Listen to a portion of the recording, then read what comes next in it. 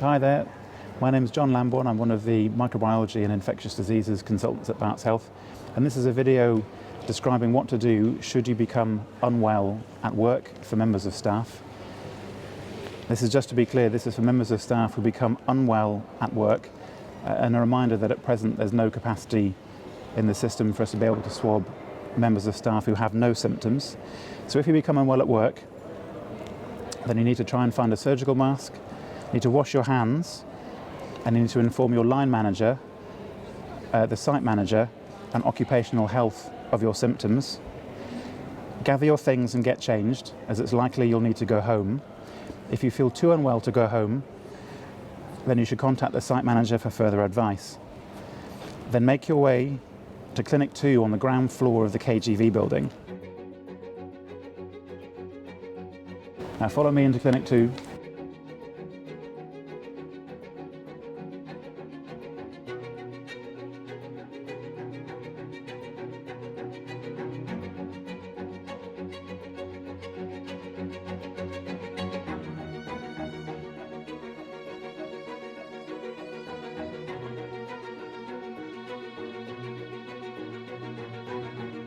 So, if it's between 8:30 a.m. and 5 p.m. on a weekday, then make yourself known to the Clinic 2 staff and let them know you're a member of staff here for a COVID swab.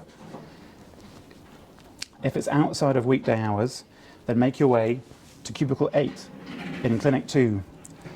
There's a sign on the door saying Staff COVID Swabbing. Sign on the door. Please knock to check that the room is free. If there's someone in the room, then wait outside. If there are others waiting, make sure you stand more than 2 meters apart. Also, at this stage, a reminder to make sure that you've notified the Employee and Wellbeing Service on these numbers, the BARTS site manager, and your line manager to check that it is appropriate for you to undergo swabbing. If the room is free, enter the staff swabbing cubicle. The room is designed so that you can undertake swabbing independently without needing any assistance, starting here at trolley 1. So on this trolley you'll find some alcohol gel and some viral swabs. So first, clean your hands with some alcohol gel.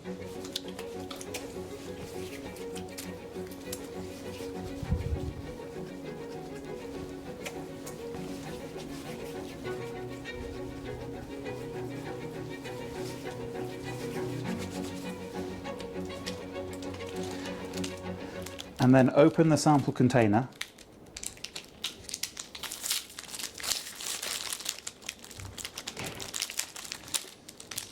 Remove the sample container and place in the holder on trolley 1. Undo the sample container.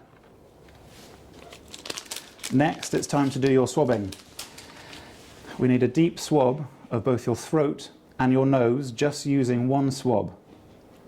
So the idea is to get the cotton tip at the end on both tonsils and then right to the back of your nose. So first of all, the swab goes into your throat,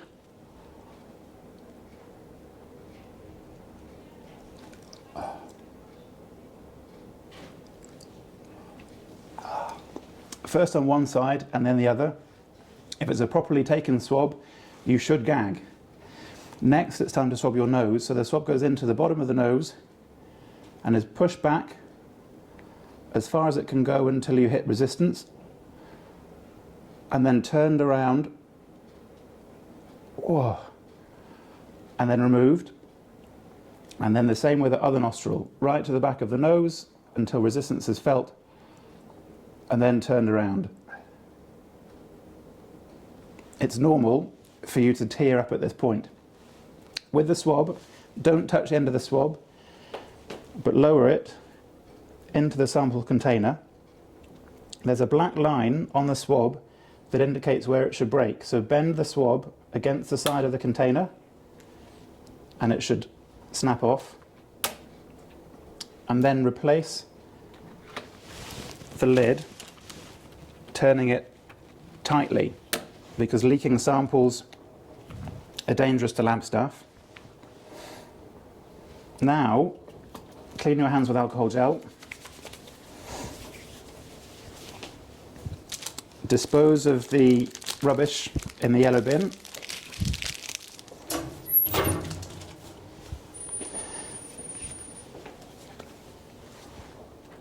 Retrieve the sample and then move to trolley number 2.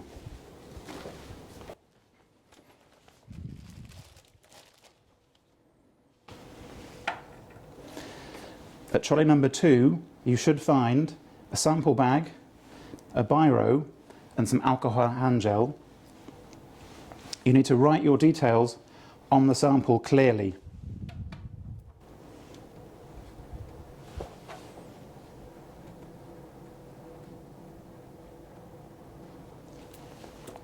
Then place the sample into a specimen bag and do up the specimen bag. And then I need to get the alcohol hand gel again. Clean your hands.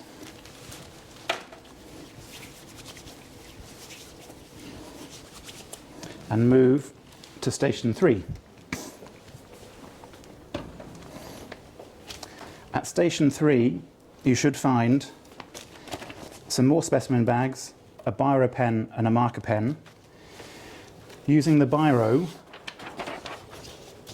complete the staff information form with important things such as date, your name, your date of birth, your role of place and work, your line manager, your email address, your phone number, and your NHS number if known. This information is essential because we need this information in order to generate a request for you on the virology system, and also so that we can keep track of your results and ensure that occupational health know that you've been swabbed and that you're off work. Once you've completed the form, fold the piece of paper inwards to ensure confidentiality. Place the sample in the sample bag. Inside a second sample bag. And close it up.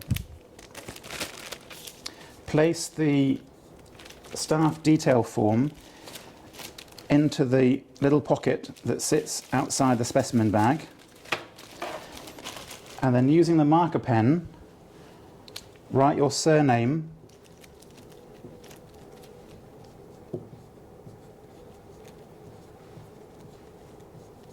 on the sample bag.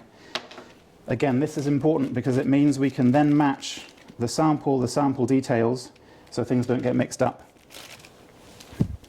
Then wash your hands. Take the sample and the sample bag over to station number 4. In station 4, place the sample and the sample bags inside the specimen box, and then using the green Clinell wipes, wipe down the outer surface of the bag.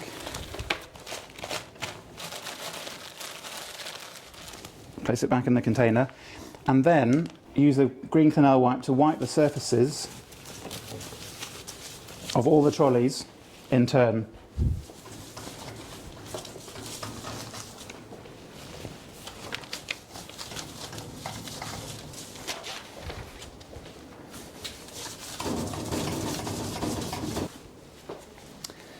Place the used wipe in the bin provided. Next, if you're not already wearing a surgical mask, retrieve one from here and put the mask on. I'll leave it off for demonstration purposes. And then wash your hands.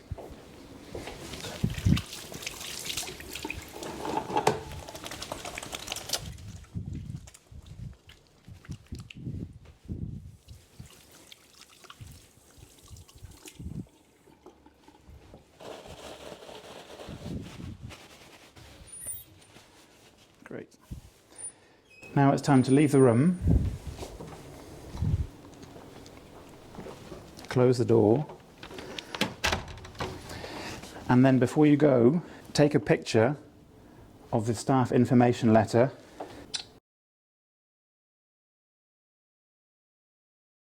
which has useful information about how to chase up your result and what to do once you get home.